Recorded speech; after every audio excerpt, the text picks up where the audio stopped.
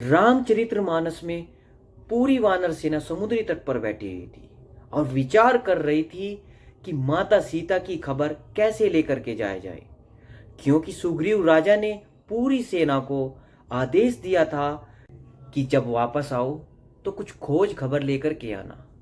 पूरी सेना चिंतित थी। तब एक संपाति जामवंत जी की सुनाई हुई कथाओं को सुन रहा था। संपाति नाम का गिद्ध, ये वो गिद्ध था जिसका भाई जटायु प्रभु श्री राम की मदद कर चुका था कि तुम्हारे भ्राता ने भी प्रभु की मदद की है, तुम भी अपना हाथ प्रभु की मदद में बढ़ाओ।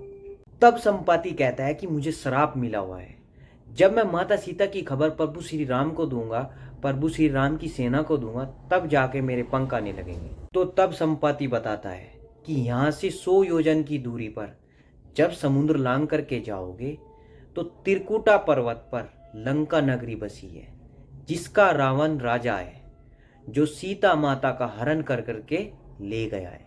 आ सकते हो, तुम सब कुछ कर सकते हो, क्योंकि प्रभु का आशीर्वाद तुम्हारे साथ है।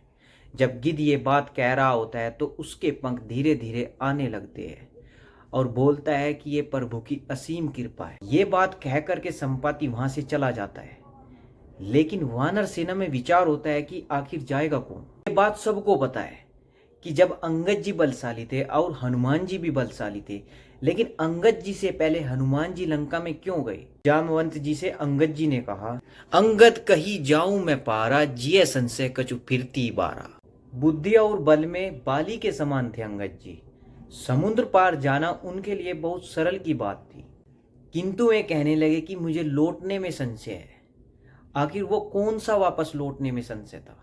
तो एक कथा है, बाली के पुत्र अंगद जी और रावण के पुत्र अक्षय कुमार दोनों ही एक गुरुकुल में शिक्षा ग्रहण कर रहे थे। अंगद बहुत बलशाली थे और वे नटखट थे, और अक्षय कुमार को एक थप्पड़ मार देते थे जिससे वो मूर्छित हो जाते थे, और वह रोता और बार बार गुरुजी के पास जाता कि अंगद ने मुझे थप्पड़ मार दिया है।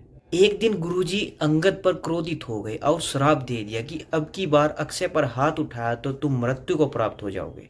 अंगद को यही संशय था कि कहीं मेरा सामना लंका में अक्षय से न हो जाए, कि श्राप के कारण कोई गड़बड़ी हो जाए और मैं वापस न लौट पाऊं। इसलिए उन्होंने हनुमान जी से कहा कि पहले आप जाइए। और ये बात रावण भी जानता था। जब रावण को सेना ने बताया कि बहुत भारी वानर आया और लंका को उजाड़ रहा है, इसलिए उन्होंने अक्षय कुमार को भेज दिया, क्योंकि उन्हें पता था कि बाली और अंगद इतने बलशाली वानर है जो 100 योजन दूर और समुद्र को लांग करके लंका में आ सकते हैं। रावण को यह पता था कि अगर अंगद आया होगा तो मेरा अक्षय उसका वध सरलता से कर देगा। और जब हनुमान जी ने अक्षय का वध कर दिया और राक्षसों ने यह सूचना रावण को दी, तो रावण ने मेघनाथ को भेजा और कहा कि उसे मारना मत, बंदी बना के लाना। मैं भी देखना चाहता हूं कि वो इतना बलशाली वानर कौन है जो लंका में इतना साहस कर रहा है। बाली और अंगद से ज्यादा बलशाली कौन है वो वानर। हनुमान जी सब कुछ जानते थे कि जब तक अक्षय रहेगा अंगद का प्रवेश करना लंका में असंभव सा है।